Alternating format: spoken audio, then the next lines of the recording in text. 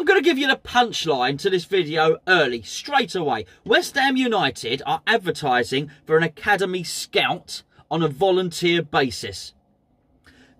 I don't know how to structure this video, I've got to be honest, but I've looked at a lot of things and this is something that needs discussing. I'm going to repeat that again. West Ham United on the official website are advertising for a scout for the academy, to scout players for the academy. Nothing unusual about that, granted, but it's on a volunteer basis. Vacancy name, Volunteer Academy Scout. Description, West Ham United Academy are looking for scouts to join our academy talent identification recruitment department to help assist with providing coverage of local grassroots football fixtures.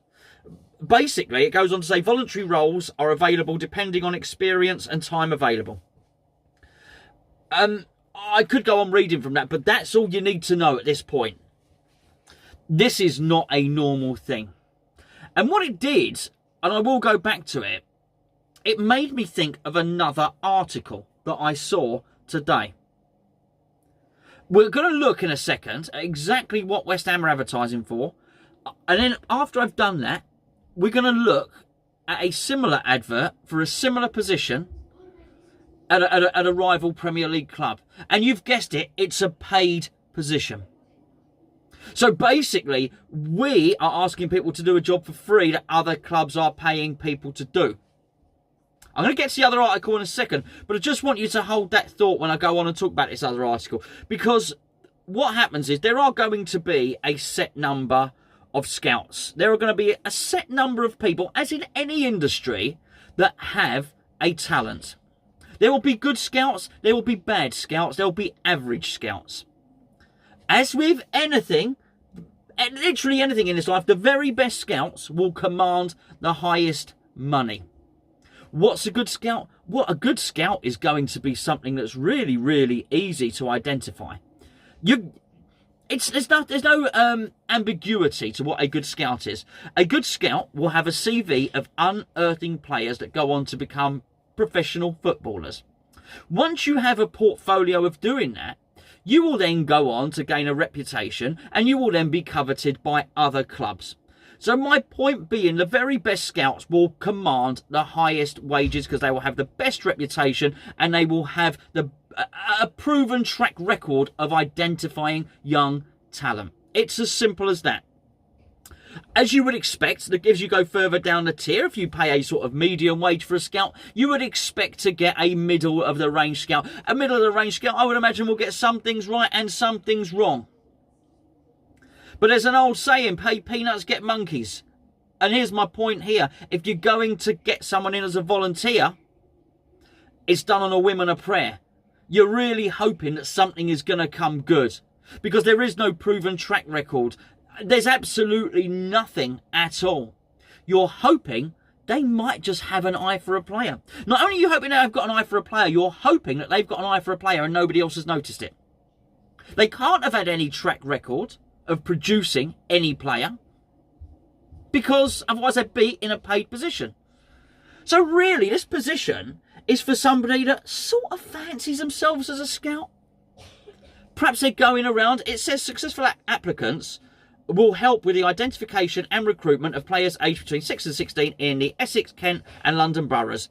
Hours are flexible, but generally over the weekend and evenings. Well, you better make the hours flexible, quite frankly, because you're not paying. Now, I'm quite sure, I would hope at least there would be expenses paid. But my point is, when you're getting volunteers in to do the job, you are not getting the best people for the job. Well-intentioned people, oh yes. Possibly West Ham fans, oh yes. But well-intentioned people and West Ham fans don't necessarily make the best scouts in the world.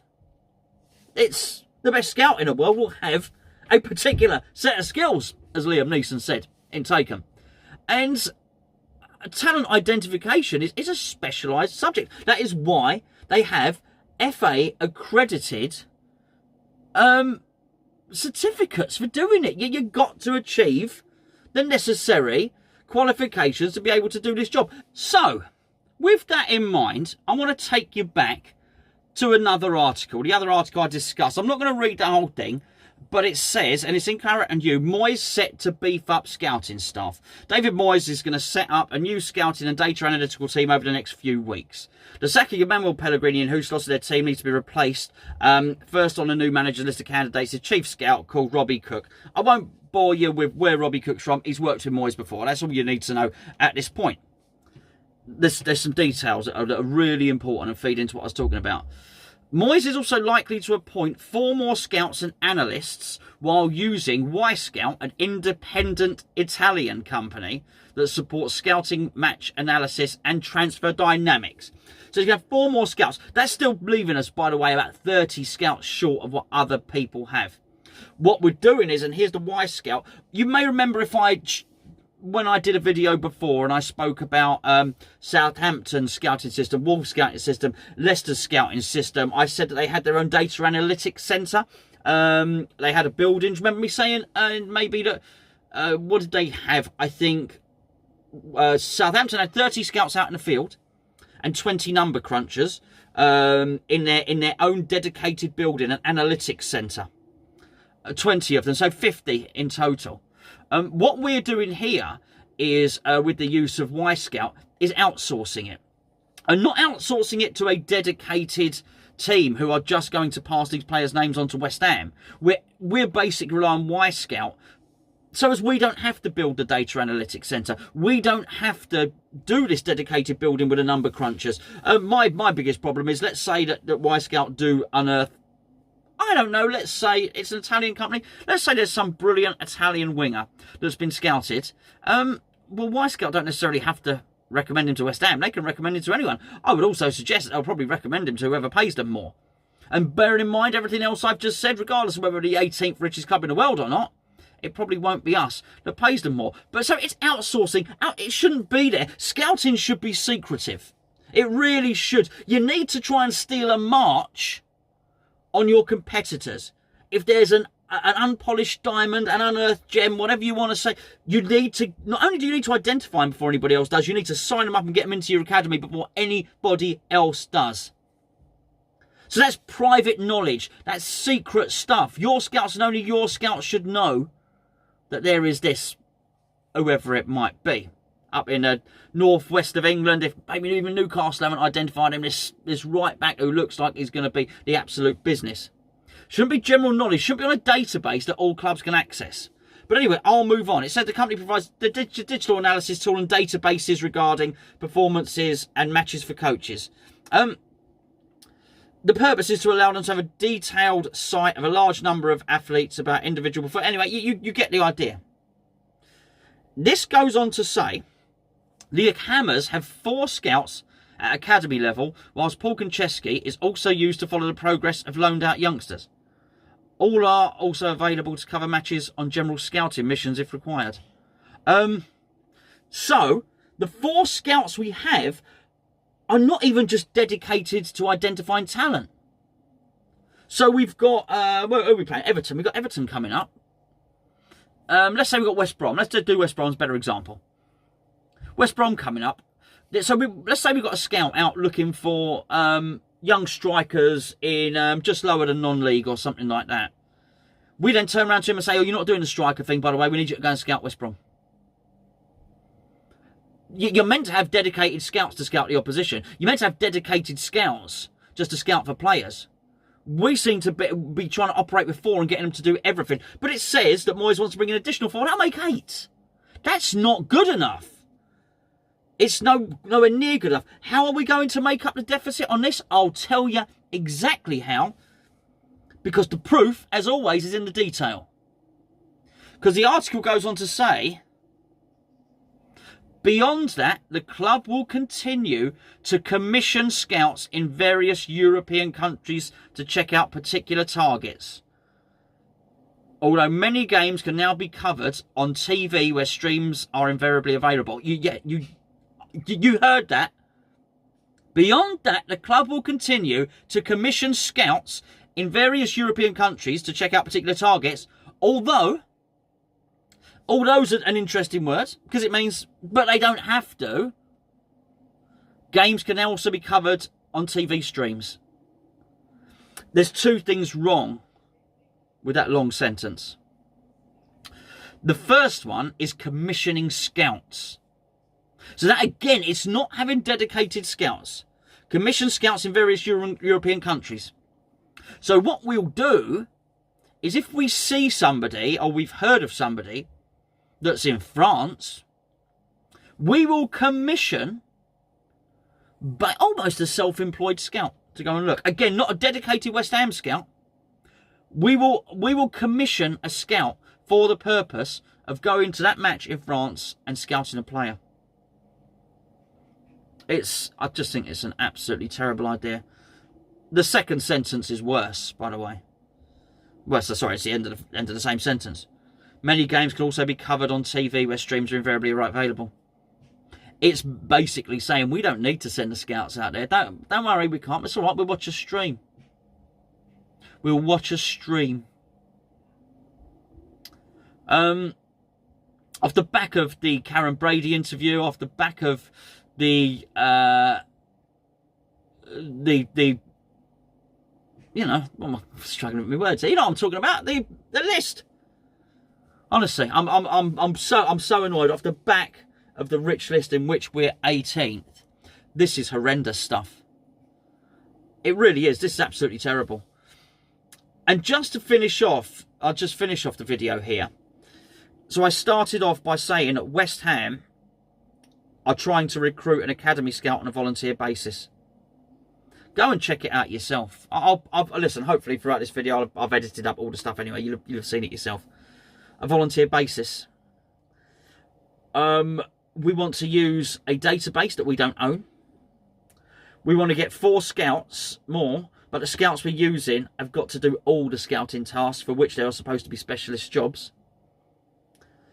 We are also going to look to commission scouts that have no affiliation towards us, no loyalty towards us. We're going to use these scouts to try and get us players. No wonder we get recommended some ridiculous players sometimes, if this is what the club do. And failing that, if we can't commission a foreign scout, then somebody is going to watch a stream. Probably poor old bloody Paul Konchesky, who's not only got to do scouting, apparently, he's got to go and watch the loaned out players as well. This is car boot sale. I mean, this is absolutely terrible. If Wolves, if Leicester, if Manchester City are a slick, professional shop, if they are Waitrose, we are car boot sale. I can tell you that now. This is, you wouldn't run any business like this. We are constantly trying to do everything on the cheap. And we can't continue to do that and expect to survive. Not when everybody else is doing things different. And when I say everybody else is doing things different, I want to take you to Wolverhampton Wanderers here. Wolverhampton Wanderers are also applying for somebody to work alongside the recruitment officer for under-17s and under-23s to ensure Wolverhampton Wanderers identify and attract the best players within the rules of the Premier League and the Football League and FIFA, blah, blah, blah, blah, blah. Hours of work, part-time role. It's a paid role as a part-time role. It says flexibility in this role is essential. You would understand that. Obviously, I mocked it initially. You can only watch the matches when the matches are on. Responsibilities, consulting with the recruitment officer. I mean, we don't even have one of those. If we do, it's not named what... I mean, probably Paul Konchesky's doing that job as well. I guess we probably do have someone to fulfil the task. Anyway, consulting with the recruitment officer on the standard and recruitment of all players, ensuring that reports are sent back to the club in both a quality and efficient manner. Adhering to the strict code of conduct, yes. Ensuring that the right quality of players are recommended to the academy. Communicated effectively with parents, and should there be any players on trial with the academy. It goes on and on. Reporting and recommended players flagged through the academy scouting setup. Now that was key for me, because this scout looks like he's going to watch him for a second time. They've already been flagged by somebody else before. This is somebody else going to take a second look. This is how thorough it is. Essentials to hold an up-to-date talent ID, level 1 and 2. West Ham just require level 1 for the volunteer role. Up-to-date FA emergency first aid certificate, at least 5 years experience in a similar role or a professional football capacity, knowledge of FA, Premier League rules and regulations, can work as part of a team and own initiative, excellent interpersonal skills, IT literacy, so on and so forth. The essentials are very, very demanding, of a far higher standard than West Ham are demanding. Why are they of a higher standard than West Ham are demanding? Because you have to pay for that stuff. Because if you're going to demand that people have higher qualifications, that they have 5 years experience, you're not going to be able to palm them off with a promise. You're not going to be able to say, we ain't got any wages for you, we'll pay your bus ticket, but if you do well, it's on the never never, at some point in the future there might be a job waiting for you. I've had a few comments recently in the under the videos. You are welcome to leave comments, by the way. If they're not offensive, which they aren't, then I'm welcome to take any form of criticism. And some people said you're being overly negative about West Ham at the moment. Now, I'm trying not to. I mean, a couple of days ago, I tried to do me live with Gonzo. I tried to make it upbeat. I really did. I tried to do the one with the pills, take 2 West Ham pills. I tried to make it light and fluffy. I really did. But there's no avoiding this stuff. There really isn't. This is a 2 on the same day. For the advert to be on the official website, and then for that article to be on Claret and Hugh, where it says about the outsourcing the data analyst, commissioning scouts on a one-off basis. Poor old Paul Konchesky seemed to be, I don't know what he's, I think he's a, what does he seem to be? Scout, recruitment officer, analyst and the tea lady. All of this stuff to come at the same time when we are meant to be the 18th richest club in the world. It doesn't sit very well. So I make no apologies for doing a negative video, because I tell you what, this is negative. Not only is it negative, nobody else is doing this. Nobody. I don't always do my research before every video, but I hope you can see on this one I have. I've looked. There are League 2 teams with a more comprehensive scouting setup and structure than we have. Would you believe that Brentford have a much better scouting and infrastructure than we do? I mean, it literally, I was going to say, it pees all over us. Let's say that. Brentford. And they're not on their own. The majority of Championship clubs have a better structure in place than we do. That is damning. I said earlier, the saying is pay peanuts, get monkeys. I'll tell you something. If what you're going to do is run the club on the cheap and along the lines of a League 1 club, which is, having looked at it, what we do. You want to run the club along the lines of a League 1 club, maybe a League 1 club is exactly what you'll end up with.